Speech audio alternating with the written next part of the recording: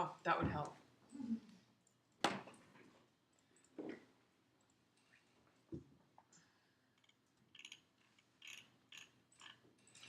Okay, so if, for instance, this is just going to be like a flat elevation and I was to draw my roof off of this, now this is where we're gonna be showing our slope of our roof.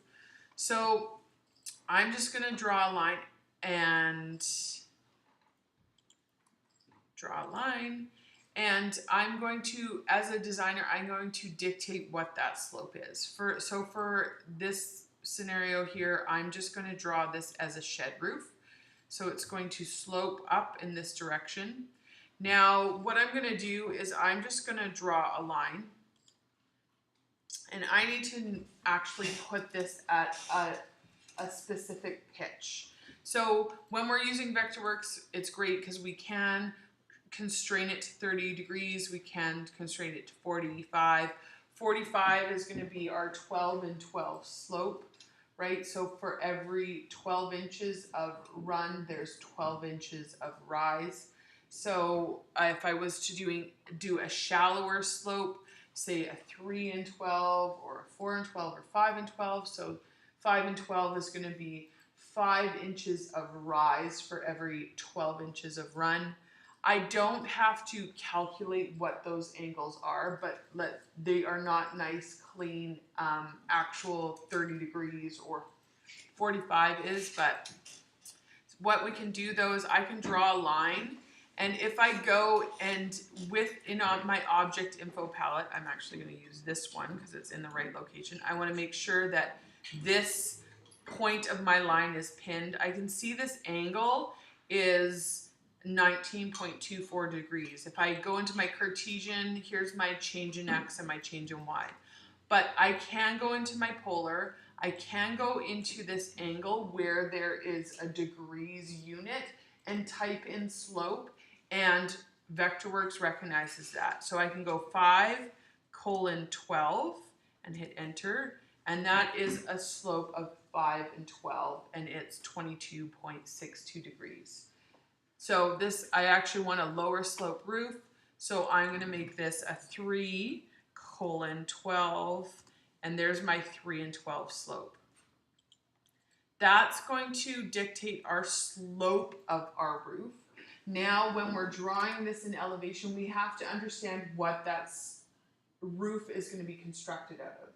So if we're doing a low slope roof and we're doing roof joists, then I need to know the height of those roof joists, and we're going to need to insulate. So I'm going to approximate that this is going to be at least a foot thick.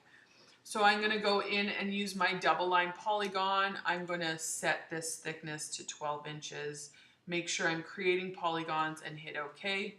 I'm going to click and drag this up for now. I'm just going to drag it that far.